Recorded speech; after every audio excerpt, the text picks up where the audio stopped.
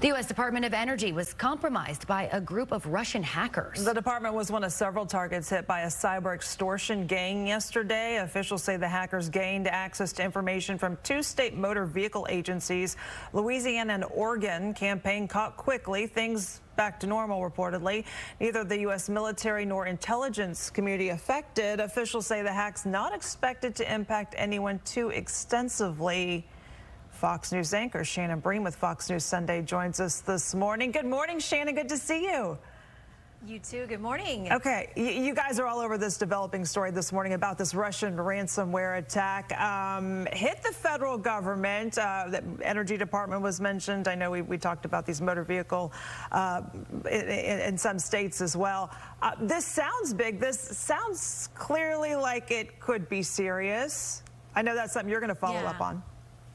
We will. I mean, we're following up on that. And also that comes on the heels of this revelation of a hack by a bunch of Chinese state-backed hackers that got into public and private accounts as well. Apparently that started way back in October. We're just now hearing about it more in June as information is flowing out. So both of these, the Russian hack and this Chinese hack, just highlight the many dangers that we have. The battlefields we've been told for decades are not going to be the traditional ones when you can go online and steal someone's information or do these ransomware attacks and kind of hold them up for cash. I mean, it presents a totally new battlefield.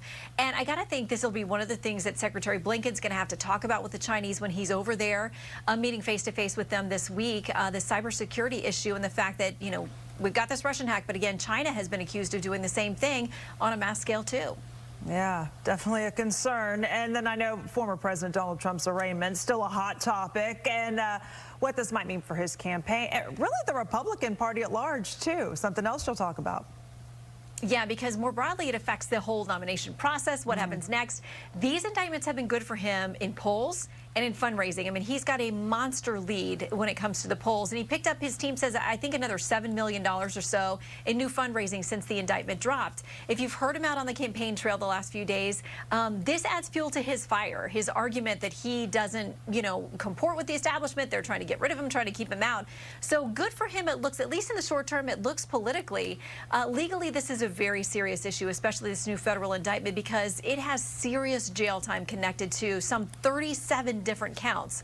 So real concerns for the former president as he moves forward, waiting to see also if there's an indictment in the federal probe on January 6th or any indictments out of that federal, or excuse me, the Georgia grand jury. We think those could come in August. Yeah, and the list of those running for president, I feel like every day it just keeps growing and growing. I mean, these candidates really need to set themselves apart. That could get harder and harder.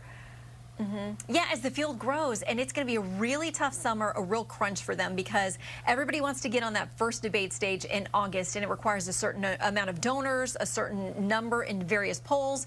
So they've got to really, really light it up this summer if they want to make that debate stage where they'll get to make, you know, their argument to the country more broadly, establish themselves. You don't make it there, it's then very hard to convince donors and other people to sign on with what you're doing. So if anybody else is getting in, they got to do it ASAP. Whew, lots to talk about. Thank you so much, Shannon. Appreciate it.